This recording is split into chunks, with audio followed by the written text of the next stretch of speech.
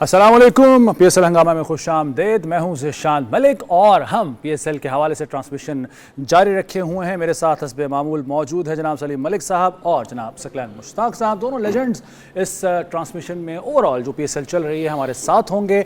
और सबसे पहले जनाब बात करते हैं कि कल क्या हुआ कराची किंग्स के साथ। कलंदर ने बादशाह को पटख दिया, शिकस्त दे दी। लाहौर कलंदर्स ने कराची किंग्स को धोया, निचोड़ा, पटखा, पता नहीं क्या कुछ किया, क्योंकि हमें हर फील्ड में जो है वो कराची किंग्स बेबस दिखाई दी और लाहौर कलंदर्स ने बड़ी शानदार परफॉर्मेंस का मुजाहरा किया।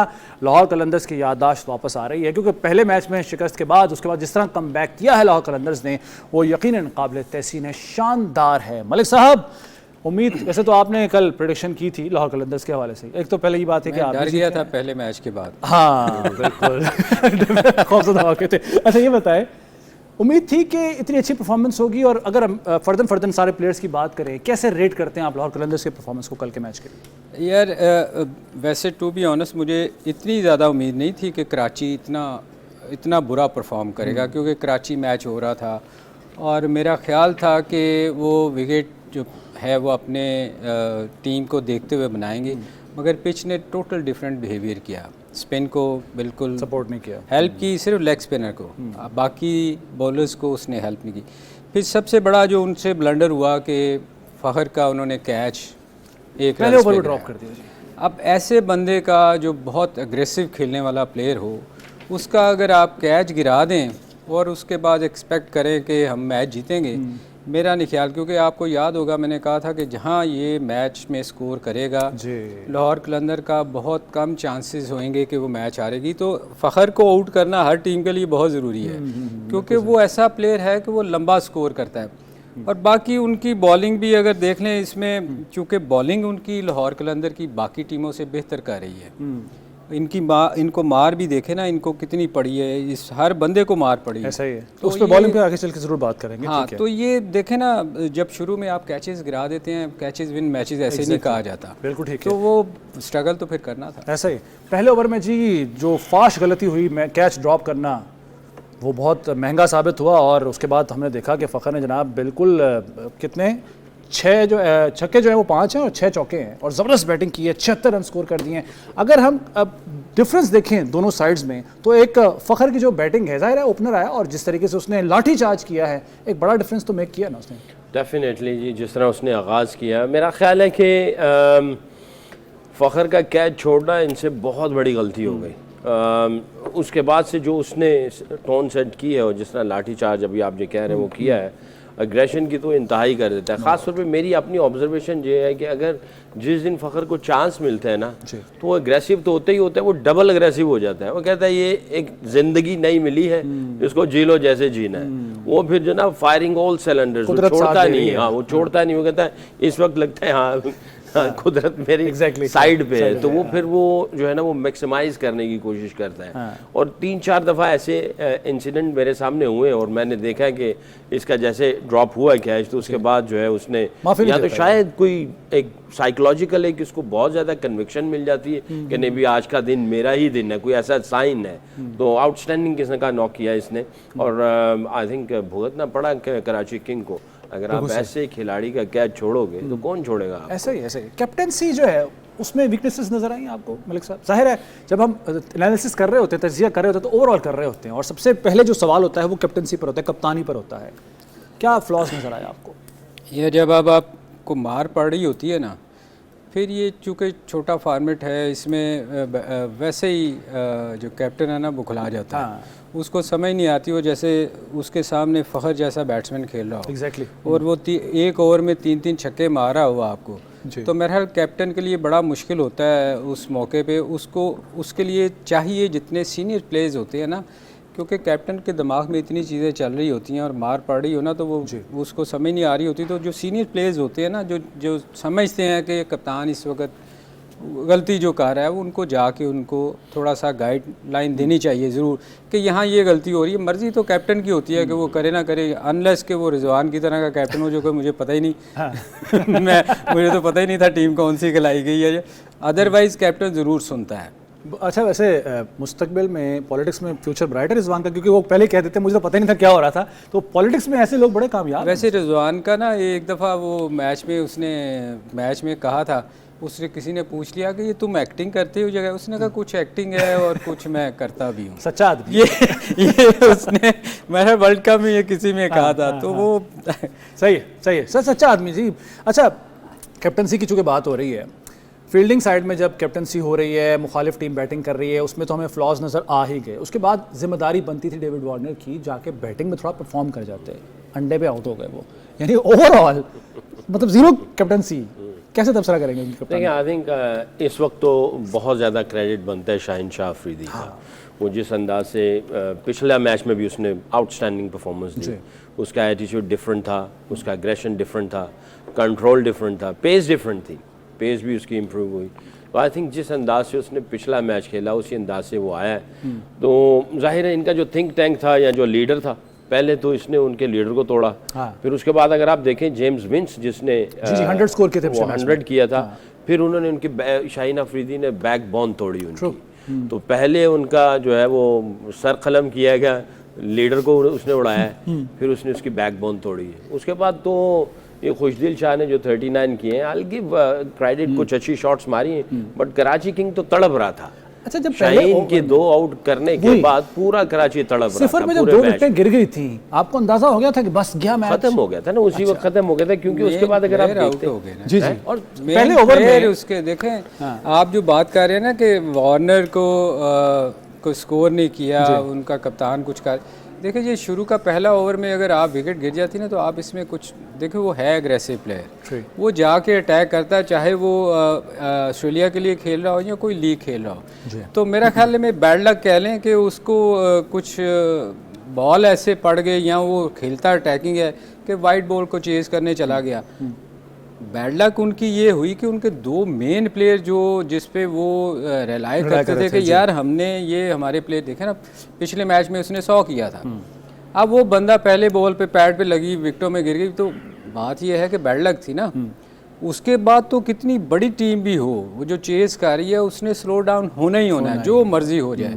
और फिर तो मौका ही नहीं मिला ना, शाहीन के पहले ओवर के बाद उनको मौका ही नहीं मिला संभलने का।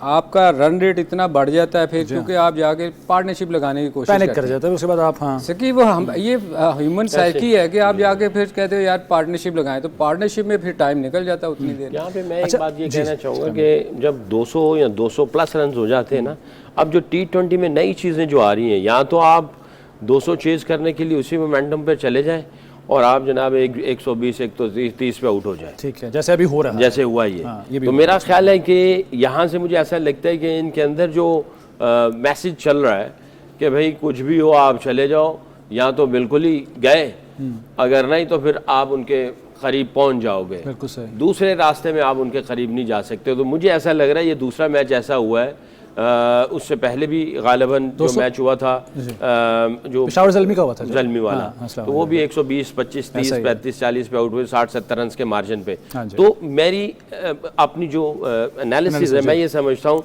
कि इनके अंदर ड्रेसिंग रूम में मैसेज ये चल रहा है कि भाई ऊपर से अगर आउट हो गए आपने जाना है और आपने इसी मोमेंटम के साथ चलते जाना, आउट हो गए आगे कोई ऐसी बात नहीं सही है। बट आई थिंक एक मेथड ये है।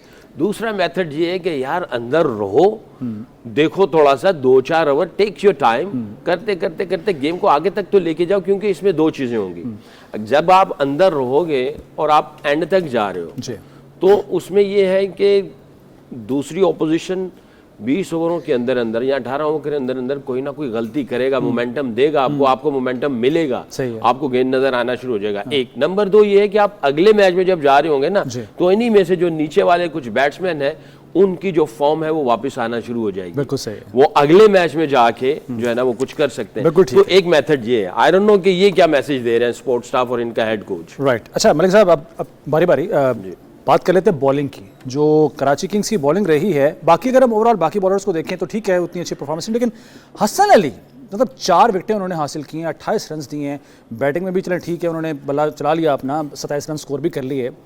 ये आगे आने वाले मैचेस में मुखालिफ टीमों के लिए खतरा साबित हो सकते हैं हसन अली? चलिए ये मैच तो गया ना जी, खत्म हो गया, अब आगे देखना है हमने। देखें, हसन की एक चीज़ जो अच्छी नज़र आ रही है कि वो लग रहा है उसने मेहनत की है, क्योंकि वो आप उसके पिछले मैचेस देखें तो उसकी एक तो पेस बहुत कम हो गई थी, और कल उसने अपने पहले स्पेल में 140 प्लस बॉल किए हैं जी, जो कि नज़र आ रहा है कोई भी बॉलर ऐसे 140 प्लस नहीं कर सकता अनलेस कि उसने मेहनत की हो।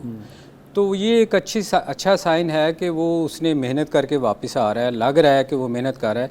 अब आने वाले मैचों में पता चलेगा कि वो उसने कितनी मेहनत की हुई है, क्योंकि उसका अच्छी लाइन पे बॉल कर रहा है, स्विंग भी होता है, स्विंग तो उसका था नेचुरल जो कि वो ख़त्म हो गया था पेस कम होने की वजह से। तो मुझे लग रहा है कि हसन अली जो है ना उसने इस सीज़न काफ़ी मेहनत की है, तो वो अल्लाह करे कि वो मुझे तो बड़ा पसंद था शुरू में जब आया था, क्योंकि अच्छी स्विंग करता था, और फिर एकदम आपकी या तो मैचेस बहुत ज़्यादा खेलते हैं, फिर आप उस तरह की, मैं हमेशा कहता हूँ जब आप थोड़े से सीनियर होते हैं ना तो जो सबसे बुरी चीज़ होती है ना किसी प्लेयर की, वो खलीफा हो जाते हैं। चलिए लेकिन एक और फैक्टर भी आप सही कह रहे हैं, एक और फैक्टर भी है ना जिसमें इस्लाम भाई शुरू में भी कहते रहे कि मुखालिफ टीमें जो वो रीड करती हैं बॉलर्स को। अब ये जो बॉलर्स इस तरह के हैं, खासतौर पर जो बड़े हाईलाइट भी हो जाएं, अच्छी परफॉर्मेंस भी दे रहे हों, जब वो अपनी पेस को, अपने अंदाज को तब्दील नहीं करते, अपनी बॉलिंग में कोई वेरिएशंस नहीं लेकर आते, तो वो रीड हो जाते हैं, इसका फिर नुकसान होता है। ऐसा हुआ उनके साथ भी क्या? ऑब्वियसली होता है जी, आपको वेरिएशन नहीं होएगी T20 में, तो एक पेस से अगर आप बॉल करेंगे तो हर बंदे को पता है आपने एक ही बॉल करना है, तो वेरिएशन तो लाना। ठीक है, आपका टेक इस पे मुख्तसरन ब्रेक भी लेनी है। डेफिनेटली अपने आप को इवॉल्व करना पड़ेगा, क्योंकि अगले आपको स्टडी कर रहे हैं, आप भी स्टडी कर रहे हो कि नहीं कर रहे हो, वो आपके प्लान का तोड़ लेके आ रहे हैं, आप उनके प्लान का तोड़ लेके आ रहे हो कि नहीं लेके आ रहे हो, तो उसका एक ही हल है कि आप इवॉल्व हो, चीज़ों को जोड़ें और आप वेरिएशंस को देखते रहें, कब किस वक्त किस अंदाज में किसके साथ किस तरह वेरिएशन को इस्तेमाल करना है, दैट्स अनदर स्किल। राइट, ठीक है जी। तो नाज़रीन, गुफ्तगू आप सुन रहे हैं, गुज़श्ता मैच का हमने पोस्टमार्टम किया है, अब अगले वाले मैच के बारे में भी बात करेंगे और मज़ीद गुफ्तगू भी, और कुछ वाक़यात भी मैं चाहूँगा कि हम दोनों मेहमानों से ज़रा सुने, इनके जो दौर में पेश आते रहे हैं। लेकिन एक ब्रेक का वक्त तो है, ब्रेक के बाद दोबारा हाजिर होते हैं।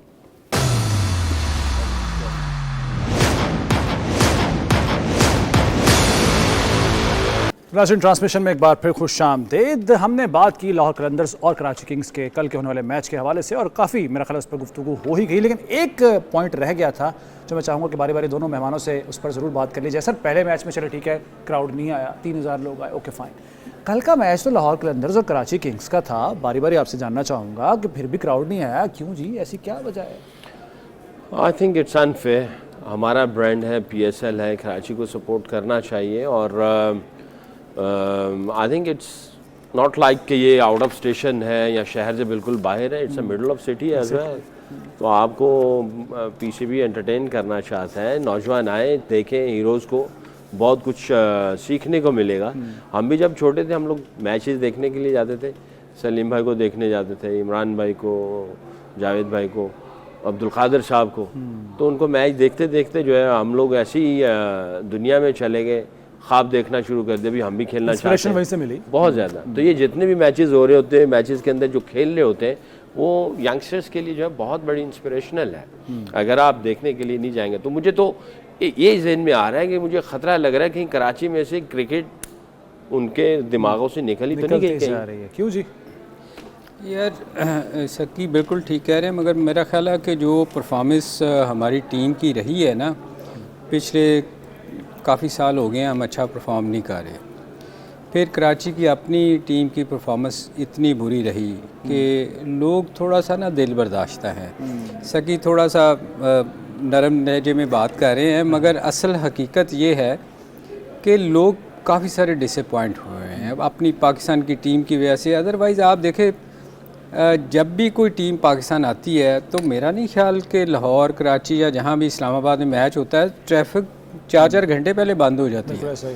लोग शौक से देखना चाहते हैं, मगर चूँकि हम अच्छा नहीं परफॉर्म कर रहे। लेकिन अच्छा, ये सॉरी टू कट यू, लेकिन परफॉर्मेंस कुछ ख़राब तो एक हालिया कुछ अरसे से होना शुरू हुई है। ये तो कई साल हो गए हैं कि वहाँ पे क्रिकेट से दिलचस्पी ख़त्म होती जा रही है, लोग नहीं आते हैं। नहीं, ऐसा नहीं है यार कि वो बेसिक वजह उनकी अपनी टीम की भी थी ना। उनकी अपनी टीम की परफॉर्मेंस पिछले 2 साल से देखें ना, ये 7 में से 1 मैच जीते हुए हैं पिछले साल, तो वो लोगों को फ़र्क तो पड़ता ना। दूसरा मैं आपको बताऊँ, मैं बुराई करना नहीं चाह रहा, पर मेरे फिर भी दिल से थोड़ा सा निकल रहा है ऐसी नहीं चल के जी जी एक तो एसी नहीं चल रहा, दूसरा देखें, बात सुने, बात ये है कि हमारी टीम की वजह से लोग बहुत डिसअपॉइंट हैं। हमारे यहाँ आप देखें जो बाहर से लोग आए हैं, आप दूसरी लीग्स को देख लें, हमारे यहाँ वो लोग खेल रहे हैं माफ़ी के साथ कि वेटरन किस्म के लोग खेल रहे हैं। अब जो क्रिकेट छोड़ चुके हुए हैं, हमारे पास या तो फिर फ्रेंचाइजीज़ को पैसे खर्च करने चाहिए, ठीक है, ताकि वो ब्रांड वाले जो नाम है वो पाकिस्तान आए। क्योंकि लोगों को ये भी नज़र आ रहा है ना, अब वो लोग जो क्रिकेट छोड़ चुके हैं या एंड में हैं अपने क्रिकेट के, वो उनको देखने नहीं जाएंगे। पॉइंट सर, ठीक है, बिल्कुल आपका पॉइंट आ गया। अब ज़रा कुछ और मौज़ूआत पे बात कर लेते हैं। मैं सकलैन भाई, मुरलीधरन का एक इंटरव्यू देख रहा था, उसने बताया कि जो 1995 में वो पाकिस्तान आया, आपको खेलते देखा, बॉलिंग करते देखा, उसने लफ्ज़ इस्तेमाल किया, मैं मेस्मराइज़ हो गया। उसके बाद उसने उम्र में आपसे ज़ाहिर है वो बड़ा है, उसने कहा आपके साथ वो बैठा, नशिस्त हुई, बहुत सारी चीज़ें आपने उसको बताई। 3 साल लगे उसको बकौल उसके दूसरा सीखने में। उसके बाद वो कहता है जो मेरी 700 विकेटें हुई, वो जो अरसा है उसके बाद का, वो उसकी वजह से हुई हैं। बहुत बड़ा कॉम्प्लीमेंट है आपके लिए। एक तो मुझे बड़ा फ़ख्र महसूस हुआ उस वक्त उसकी गुफ्तगू सुन के, ज़्यादा फ़ख्र इस बात पे भी कि आपके साथ मैं इस ट्रांसमिशन में हिस्सा होता हूँ। तो कुछ ज़रा रोशनी डालना चाहेंगे और बताना चाहेंगे उस ख़ास तौर पर दौर के हवाले से और मुरली के साथ मुलाकात जो हुई थी। देखिए, ना सिर्फ वो ग्रेट प्लेयर है, ग्रेट बॉलर था, वो ग्रेट इंसान भी है। उसने ये मेंशन किया, हालांकि मैंने उसको फ़ोन किया उसके बाद जब मैंने भी देखा, तो मैंने कहा तुम्हें बताने की ज़रूरत नहीं थी। कहते नहीं, तुम डिज़र्व करते हो और ये मेरा हक़ बनता है कि मैं बात करूं। मैंने उसका शुक्रिया अदा भी किया, गपशप लगी, हमारी काफ़ी दोस्ती। एक तो अगेंस्ट खेलते थे पाकिस्तान श्रीलंका, और फिर सरे और लैंकाशायर, तो यहाँ पे भी बड़ा मैचेस होते रहते थे। तो मैं यहाँ पे एक बात कहना चाहूँगा, जो मेरे वालिद साहब की नसीहत थी। मेरे वालिद साहब फ़ौत हो गए, अल्लाह जन्नत नसीब करे। वो मुझे कहते थे, बच्चा जो इल्म आगे दे दिया जाए वो इल्म है, जो इल्म ना बांटा जाए वो जहालत है। वाह वाह। तो वो फरमाते थे कि कुछ भी हो उसको तकसीम किया जाओ, वो बढ़ेगा। और अल्लाह रब्बुल इज़्ज़त जो है कुछ चीज़ कमी कजी में जो है वो ऐसा नहीं कि आपको इज़्ज़तें देंगे या आपको बहुत कुछ मिल जाएगा, तो स्टिंजी नहीं होना चाहिए। माशाअल्लाह। तो वो मेरे दिमाग में था। हालांकि मुझे बहुत सारों ने कहा कि यार ये अपनी जो स्किल्स है वो किसी को बताया ना करो। तो मेरे से आगे पूछता था, मैं उसको बताता था कि मैं गेंद को ऐसे करता, हाँ, और वो जैसे पूछता था मैं उसको बताता था, करके भी और वैसे भी। तो अच्छा, बता देना एक डिफरेंट चीज़ है, मगर उसको करना और 3 साल तक प्रैक्टिस करना, और क्या ये वाकई सही है और उसको फिर किस तरह करना है, मैच के अंदर किस तरह करना है, वो एक डिफरेंट चीज़ें हैं। तो I think I will give lot of credit to him. आप किया उसने। ये कोई रॉकेट साइंस नहीं है कि जनाब किसी को समझ ही नहीं आ सकती, ये आप कर सकते हैं।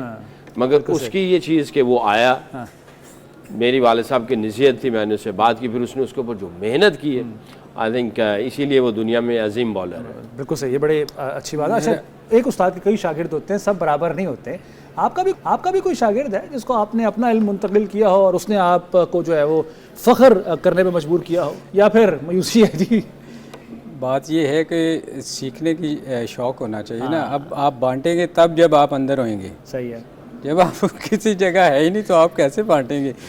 मगर मैं एक चीज़ बताऊं, ये जैसे सकी ने कहा ना कि इनके वालिद ने बहुत कहा कि इल्म बांटना चाहिए। मेरा ख्याल वो इल्म जो बांटना था ना, वो हमारे कुछ प्लेयरों ने सुन भी लिया था शायद। जैसे हमने रिवर्स स्विंग सारी दुनिया को बताई कि कैसे करते हैं, जो जहाँ जहाँ खेला, इंडिया जाके बताया, ऑस्ट्रेलिया काउंटियों में बताया, वेस्ट इंडीज़ में जाके बताया। अब इसने तो सकलैन ने तो देखे ना, एक दिल से एक चीज़ बताई, मगर कुछ लोगों ने पैसे लेके बताया। तो वो मेरे ख्याल में इल्म बांटना चाहिए, मगर बांटने और बेचने में फ़र्क होना चाहिए ना। हाँ, वो ये कहना चाह रहे हैं, इल्म बांटने और बेचने में फ़र्क होना चाहिए। अच्छा सकलैन भाई, आपसे एक सवाल। मैं जब जिस उम्र में मैं भाग सकता था, मतलब बहुत पुरानी बात हो गई वो भी, मेरी भी बड़ी ख्वाहिश होती थी कि फ़ास्ट बॉलिंग करूँ। मैं क्रिकेट जब खेला करते थे, फास्ट बॉलिंग ही कर रहे थे। जिस दौर में आप क्रिकेट की तरफ आ रहे थे, उस वक्त फास्ट बॉलर्स का ही दौर था। वसीम अकरम, वक़ार यूनुस और बहुत सारे नाम हैं। तो नौजवानों की ये ख्वाहिश होती थी कि हम भी जनाब तेज़ दूर से भागते में आएँ, विकेट के करीब आके गेंद करवाएं और विकेट उड़े और हम जो है खुश हों, उस पर जश्न मनाएं। स्पिन बॉलिंग की तरफ कैसे आप आ गए? देखिए, मेरे I will give credit to my brothers. दोनों भाई एक लेग स्पिन करते थे, ऑफ स्पिन करते थे। मैं उनके साथ ही खेलता था। बहुत अच्छे खिलाड़ी थे, अनफॉर्चुनेटली नहीं खेल पाए। जुल्करनैन मुश्ताक, सप्तान मुश्ताक। सप्तान भाई ऑफ स्पिन करते थे, जुल्करनैन भाई लेग स्पिन करते थे, साथ में दोनों ओपनर थे। अच्छा। तो मैं बहुत अच्छा, मुझे फास्ट बॉलिंग का ही शौक था, टेप टेनिस से शुरू हुआ, फास्ट बॉलिंग करना शुरू की। उस ज़माने में 2 बड़े नाम थे बॉलिंग के एतबार से। अच्छा, बैटिंग हमें नहीं मिलती थी। अच्छा, हाँ, बैटिंग नहीं मिलती थी। बैटिंग करने वाले क्लब में भी बहुत ज़्यादा थे, मोहल्ले में भी बहुत ज़्यादा थे। बॉलिंग करने वाले और फील्डिंग करने वाले कम थे। अच्छा अच्छा अच्छा तो इमरान खान साहब का बड़ा नाम था। अच्छा। वो जमान पार्क और किला गुजर सिंह बिल्कुल वॉकिंग डिस्टेंस है। तो हम लोग जाते थे और बाग-ए-जनाब में कभी क्रिकेट खेलने जाते थे, कभी हम लोग रेस कोर्स चले जाते थे। तो वहाँ पे इनका एक बड़ा नाम था, इन डिपर इनका बड़ा मशहूर था, और अब्दुल कादिर साहब को जादूगर कहते थे। हाँ जी, स्पिन के वो तो ये दोनों गुगली, वो जादूगर उनको कहते थे। तो उनको देखने जाते थे। फिर अब्दुल कादिर साहब को ये जब LCC में प्रैक्टिस करना, अभी बैंक की प्रैक्टिस होनी, यहाँ धर्मपुरा उनकी ग्राउंड थी, तो वहाँ देखने के लिए, दूर से देखने के लिए जाते थे। और उनका अंदाज और वो सारा कुछ, तो ये दोनों चीज़ें दिमाग में आई। मैं अपनी वालदा के पास गया, and it's a true story, कोई स्टोरी बना नहीं रहा हूँ। मैंने वालदा को कहा कि मेरे लिए आप दुआ करें कि मुझे अल्लाह कोई ऐसी चीज़ दे जो दुनिया में किसी के पास ना हो, क्योंकि जादूगर अब्दुल कादिर साहब को कहा जाता था, उनके नाम के साथ जुड़ा हुआ था, और इमरान खान के नाम के साथ इन डिपर जुड़ा हुआ था। तो मैं चाहता था कोई नई चीज़ आए। अच्छा। तो मेरी वालदा मुझे कहती थी, मैं भी दुआ करती हूँ, तुम भी दुआ करो, और साथ में मेहनत करो कि अल्लाह तुझे कोई ऐसी चीज़ दे जो दुनिया में किसी के पास ना हो। वो टेबल टेनिस के साथ प्रैक्टिस करता रहा। नाम मोइन खान ने दिया। अच्छा, हाँ, ये दूसरा नाम मोइन खान ने दिया। प्रैक्टिस की, बस वो छत पे ही टेबल टेनिस से वो ग्रिप का कई पता घंटे चला। प्रैक्टिस किया हाँ, करते हैं, बहुत। माशाल्लाह। तो वो वहाँ आप से जनाब बैटिंग की तरफ क्यों, आपको कोई शौक नहीं था कि आप भी बॉलर, बाल उड़ रहे होते हैं आपके भागते हुए, और लड़कियां ऑटोग्राफ ले रही होती हैं, कोई ख्वाहिश ऐसी कभी नहीं जन्म लिया आपके दिल में? मुस्कुराहट से लग रहा है वैसे ऐसी कोई ख्वाहिश? नहीं, असल में सकलैन ने जो बात की है ना कि आप जब खेलते हैं ना मोहल्ले में या जहाँ भी खेलते हैं, वहाँ जो लोग होते हैं ना, आप उनको देख के इंस्पायर होते हो। बिल्कुल सही है। तो हमारे उधर भी चूँकि किला गुजर सिंह और शालमी को इतना दूर नहीं है, हमारे बाहर ना घर के बाहर बाग हुआ करता था। अब तो खैर दुकानें बन गई। शालमी, चूँकि मैं अंदरून शहर का रहने वाला हूँ, अच्छा अच्छा। तो वहाँ ना वो ग्राउंड में नेट लगा करता था मोहल्ले का। तो वहाँ वो बैटिंग ज़्यादा उस वक़्त जो लोग थे वो आके करते थे। उनको देख के आपको शौक़ पड़ता है ना कि आप वो क्या कर रहे हैं। तो वो फिर वो बैटिंग, चूँकि भाई मेरे सारे वो बैटिंग उनको ज़्यादा शौक़ होता था, तो मैं जाके ना फिर बैटिंग करनी शुरू कर दी। वैसे मैं लेग स्पिनर आया था। अच्छा अच्छा। शुरू में मैं लेग स्पिन बहुत शौक़ से करता था। फिर मैं जब गया ना मिंटो पार्क अपने मोहल्ले से, उन्होंने कहा यार ये ठीक खेलता है, इसको वहाँ नेट में भिजवाओ। तो मैं, हमारा विक्टोरियस क्लब था वहाँ, तिशामुद्दीन और बहुत सारे, आमिर सुहेल, बहुत से लोग वहाँ से निकले हैं। तो मैं वहाँ, फिर उन्होंने कहा कि नहीं इसकी बैटिंग ठीक है, इसको बैटिंग करवाओ। तो फिर वो आहिस्ता आहिस्ता मेरा बैटिंग की तरफ रुझान ज़्यादा हो गया। लेग स्पिन मैंने छोड़ दिया। मगर लेग स्पिन इसलिए ज़्यादा अच्छी मैं रीड करता हूँ, लोग जो कहते हैं, क्योंकि मैं खुद लेग स्पिनर था। बिल्कुल ठीक है, बिल्कुल ठीक है। तो नाज़रीन, ये 2-3 वाक़यात जो आपने सुने सकलैन मुश्ताक साहब और सलीम मलिक साहब से, इस पर मज़ीद भी बात करेंगे, और ख़ास तौर पर जो आज मैच होने जा रहा है उस पर भी गुफ्तगू होगी, क्योंकि दोनों टीमें बड़ी तगड़ी हैं। इस्लामाबाद यूनाइटेड, मुल्तान सुल्तान, क्या आउटकम आ सकता है, कौन से खिलाड़ी ज़्यादा स्ट्रॉन्ग हैं और किसका पल्लड़ा भारी है, इस पर भी बात होगी। दोनों मेहमानों से इस पर गुफ्तगू करेंगे एक ब्रेक के बाद।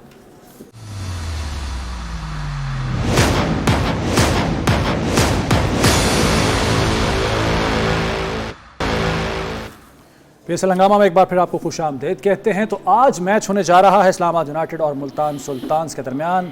लीड कर रही है पॉइंट्स टेबल पर इस्लामाबाद यूनाइटेड, क्योंकि उन्होंने अब तक 2 मैचेस खेले हैं, दोनों ही जीते हैं, 4 पॉइंट्स हैं उनके, जबकि मुल्तान सुल्तान एक मैच खेली है, वो मैच वो हार चुकी है। तो क्या हो सकता है नतीजा आज के मैच से बरामद, इस पर बात कर लेते हैं। सलीम अली साहब, अभी तक जो परफॉर्मेंस रही है दोनों टीमों की, अगर आप मुआवजा करें, और ख़ास तौर पर अभी जो हालिया मैच हुआ है, शाहजादा फरहान ने 106 रन स्कोर किए हैं, कॉलिन मनरो ने उनका साथ दिया 40 के साथ, और अच्छा टोटल में आया 243 रन का इन्होंने, और जीते हैं ये 102 रन से। एक बड़े मार्जिन से शिकस्त देना और अच्छी टीम को शिकस्त देना, और उसके बाद अच्छी परफॉर्मेंसेस इंडिविजुअली भी अगर देखें तो नज़र आई हैं हमें। कितना एज हासिल होगा मुल्तान सुल्तान पर इस्लामाबाद यूनाइटेड को आज के मैच में? देखिए, इस्लामाबाद और मुल्तान सुल्तान की अगर परफॉर्मेंस देखें ना, तो दोनों 200 प्लस किया हुआ है। उधर से रिजवान ने 100 किया था, इधर से साहबज़ादा ने किया है। मगर इसमें जो एक जो बेहतर नज़र आ रही है टीम, वो इस्लामाबाद की नज़र आ रही है। उसकी रीज़न ये देखें कि इनकी बॉलिंग को अगर देखें ना, मुल्तान सुल्तान की, हर बॉलर ने, किसी ने 2 ओवर में 44 दिया हुआ है, किसी ने 48 दिया हुआ है। डेविड विली ने 40 दिया था, कोई विकेट जॉर्डन ने 48 ये दिया 40 था। बाय द वे 2 ओवरों में दिया उन्होंने। वही मैं कह रहा हूँ ना जी कि ये इतनी उनको मार पड़ी थी कि उनकी अच्छी परफॉर्मेंस के बावजूद वो 200 करने के बावजूद हारे। उसकी रीज़न ये थी कि उनकी, इसका मतलब उनकी बॉलिंग में डेप्थ नहीं है, जान नहीं है। और कंपेयर करें अगर आप इसी को इधर इस्लामाबाद की तरफ से, तो इस्लामाबाद की बॉलिंग में बहुत वैरायटी है। लेग स्पिनर सवाए ये मुल्तान सुल्तान में उसामा मीर के अलावा किसी ने अच्छी बॉलिंग नहीं की। इसका मतलब है कि ये अच्छा वैसे सॉरी लेकिन आकिफ की अच्छी बॉलिंग रही है, 3 विकेट आकिफ की, मगर आप स्कोर देखें ना, स्कोर ज़्यादा रखा है, 41 रन का है उसने, 10 की एवरेज से दिया ना। हाँ ठीक। तो बात तो उधर ही आ गई ना कि हर बंदे ने 10 रन की एवरेज से स्कोर दिया। इसका मतलब है कि लेग स्पिनर यहाँ बॉलिंग बेहतर कर रहा है। आप बाकी टीमों के भी देखें, जो बांग्लादेश वाला लेग स्पिनर है वो भी अच्छी बॉलिंग कर रहा है। ये इधर से अगर आप देखें इस्लामाबाद में की बॉलिंग मुझे इनसे बहुत बेहतर नज़र आती है। अच्छा, यानी बैटिंग आप समझते हैं कि तकरीबन बराबर है, लेकिन बॉलिंग का एक बहुत बड़ा मेजर फ़र्क है दोनों में। अगर इसमें बैटिंग का भी अगर आप देखें ना, तो इस्लामाबाद की अगर बैटिंग को आप इनसे कंपेयर करें तो इस्लामाबाद की बैटिंग बहुत बेहतर नज़र आती है। एंड तक आपको देखें नसीम शाह जिसने 50 किया हुआ है वनडे में 50 किया, तो वो 10वें नंबर पे आता है। तो अगर आप कंपेयर करें, देखें हार जीत एक डिफरेंट चीज़ है, कौन जीतता है कौन हारता है, मगर अगर आप टीम को देखें तो इस्लामाबाद मुझे बेहतर नज़र आता है। बिल्कुल ठीक है सर। आपको आपके ख्याल में दोनों टीमें अगर मुआवजा करें ऑन पेपर कौन सी टीम बेहतर है? नहीं, ऑन पेपर भी और परफॉर्मेंस बेस के ऊपर भी देखा जाए तो इस्लामाबाद स्ट्रॉन्ग लग रही है। मगर अगर इसको देखें हम मुल्तान सुल्तान को, तो कुछ ऐसी परफॉर्मेंसेस हमारे सामने आई हैं। एक ही मैच हुआ है, रिजवान की परफॉर्मेंस अच्छी थी, आकिफ की अच्छी थी, उसामा मीर की अच्छी थी। अच्छा, बाकियों की जो थी ब्रेसवेल भी ठीक था, उसकी भी ठीक थी। तो ये 4 परफॉर्मेंसेस ऐसी आई हैं, एक ही मैच हुआ है अभी, दूसरा मैच है उनका आज। देखा जाए तो क्रिस जॉर्डन के पास वास्ट एक्सपीरियंस है, हर किस्म की क्रिकेट खेली हुई है, IPL खेला हुआ है, 100 खेला हुआ है, इंग्लैंड का डेथ बॉलर है। सही है। हो सकता है कुछ चीज़ों को निगल लेके आ रहा है, जेट लैग है या थोड़ा बहुत इस तरह है, तो वो नहीं, मगर सकी ब्रेसवेल ने 44 रन दिए हैं। जी जी जी जी हाँ, नहीं बैटिंग के एतबार से, बैटिंग की परफॉर्मेंस आई थी ना उसकी, बॉलिंग की नहीं आई थी। तो क्रिस जॉर्डन जो है ये इनका बॉलिंग के एतबार से देखा जाए, यानी जो परफॉर्मेंस आई, जो अभी मैं थोड़ा सा इसको क्लियर करूं कि जो परफॉर्मेंस आई बैटिंग में रिजवान की आई, सही है ठीक, और ब्रेसवेल की आई जो परफॉर्मेंस थी। बॉलिंग में आकिफ जावेद और उसामा मीर की आई। ऐसा ही तो ये 4 की परफॉर्मेंसेज आई और ये मैच हार गए। अच्छा, एक और चीज़ भी है सर कि 200 प्लस स्कोर किया है, हाँ ये नहीं कि स्कोर कम हो, हाँ वो डिफेंड ना करने का अलग बात। हाँ जी। तो अब ये है कि अगर वैसे देखा जाए ना, तो क्रिस जॉर्डन एक ऐसा बॉलर जिसमें मैं कह रहा था कि ये इंग्लैंड का डेथ बॉलर है, वाइट बॉल का, खासतौर पर T20 का। डेविड विली भी इंग्लैंड का बॉलर रह चुका है, रिटायरमेंट तो मेरा ख्याल है ले ली हुई है इसने, बट अभी भी वाइट बॉल खेल रहा है। इन दोनों को क्या इशू है पिछले मैच में, ये मैं कुछ कह नहीं सकता। हो सकता है पहला मैच है, क्लेमेटाइज नहीं हुए, थोड़ा 5 दिन पहले आए या 1 दिन पहले आए हैं, इसका भी कुछ पता नहीं है। तो बाकी अगर देखा जाए तो 2 बॉलर ये हैं, उसामा मीर, आकिफ जावेद, ये 4 इनके सॉलिड बॉलर हो सकते हैं। तो आज के मैच में हो सकता है इनके पास 1-2 दिन का गैप आया है। इनका जो हेड कोच है उसने जो क्या नाम है उसका, अब्दुल रहमान, उसका एक कमेंट आया था इस मैच के बाद, उसने कहा जी कि बहुत सारे पॉजिटिव्स जो है हमने देखे भी हैं और बॉक्सेस टिक भी किए हैं, तो we are quite confident to be able to beat Islamabad United या किसी भी टीम को। उसने कहा था किसी भी बड़ी टीम को हम लोग, तो हम कॉन्फिडेंट हैं और हम लोग बैठेंगे, सोचेंगे, देखेंगे और फिर आएंगे। तो देखते हैं क्या करते हैं, वो तो आज पता चल जाए, मैदानों में चल जाएगा। अच्छा सर, आपने दोनों टीम्स का कंपैरिजन तो किया ही है, आप ज़रा कैप्टनसी को कंपेयर कर लेते हैं, शादाब खान और मोहम्मद रिजवान की कैप्टनसी अब तक। ज़ाहिर है उनका एक मैच हुआ है, इसलिए उस तरह से हम कंपेरेटिव, ज़ाहिर कॉमी टीम को भी कैप्टनसी उसकी कर रहे हैं, दोनों को आप रेट कैसे करते हैं? देखिए, आप पिछला मैच यहाँ से अंदाज़ा लगा सकते हैं। आपके पिछला मैच 230 करने के बाद अगर आप हारे हैं, अगर आप उसको डिफेंड नहीं कर सके, तो इसका मतलब है कहीं ना कहीं तो फ्लॉ है ना, सही कि आपकी कप्तानी भी अच्छी नहीं थी। आप इतना बड़ा स्कोर करने के बाद आपको तो मैच जीतना चाहिए था, 234 स्कोर और भी अगर आप 4 आउट जल्दी भी हो गए हों और उसके बाद आप इतना बड़ा स्कोर करवा दें, तो इसका मतलब है कहीं ना कहीं तो आपकी कप्तानी में गलती है ना। सही है। तो मैं समझता हूँ कि उसको भी अगर आप कंपेयर करें तो फिर कप्तानी दूसरी साइड पे बेहतर नज़र आती है। सही है। शादाब, अब यहाँ तो टीम आपके मतलब की खेल रही है ना। ठीक है, अच्छा ये आप उनकी स्टेटमेंट, ठीक है, सही है, अच्छा चले तो आप चले। अब जाहिर है हमारे पास वक्त भी कुछ कम ही है, मैं अब आपसे राय ले मगर लेता मैं हूं। एक चीज़ अगर टाइम है कि नहीं है, चले आप, आपके लिए टाइम है। मैं ये देखें, ये एक चीज़ एक चीज़ यहाँ नज़र आती है कि आप देखें ये मोहम्मद रिजवान ने जो 100 किया था बड़ा तेज़ 100 किया था, इसका मतलब है कि विकेट बहुत अच्छा था, सही, और उसके बाद चेज़ भी हुआ। तो इस चीज़ का क्रेडिट जो है ना वो विकेट को, पिच को भी देना चाहिए कि पिच बहुत अच्छा था। तो आज की जो पिच है वो बड़ा एक इम्पोर्टेंट रोल ज़ाहिर है हर मैच में करती है, लेकिन इसमें भी मगर भाई इस कराची की पिचेस जो पिछले 2-3 मैच में 2 मैच देखे हैं, ये बड़ा अच्छा खेल रही है, बैट्समैन और बॉलिंग दोनों को अच्छा सपोर्ट। बिल्कुल ठीक है सर। अच्छा दोनों का अगर मुआवजा करें, मैं आखिर में आपसे राय जानना चाहूँगा, बल्कि जो हम आपसे पहले दे देता कौन जीतेगा, नहीं पहले ये कि जी 16 मैच हो चुके हैं दोनों के दरमियान और बराबरी का मुकाबला है, क्योंकि 8-8 मैच दोनों ने जीत रखे हैं। सर आप बताएं मगर इन दोनों का मैच पिंडी में है, पिंडी भी है, अच्छा कराची में नहीं है। नहीं, इनका इस्लामाबाद और मुल्तान पिंडी में। योर टीम सकलैन भाई 60-40, 60 टू इस्लामाबाद, 40 टू मुल्तान। आपका जनाब? यार ये अच्छा तरीका है कि मैंने तो 60-40 कहा था, एक बात 61 कर देना। नहीं, मैं आपको बताऊं, मुझे इस्लामाबाद बेहतर टीम, इस्लामाबाद बेहतर, आपकी भी टीम इस्लामाबाद है, ठीक है नाज़रीन। तो देखते हैं कि कौन सी टीम जीतती है। बहरहाल वक्त खत्म हो गया है। ज़िशान मलिक, सलीम मलिक साहब और सकलैन मुश्ताक साहब को इजाज़त दीजिए। पीएसएल हंगामा से देखते रहिए, अल्लाह हाफ़िज़।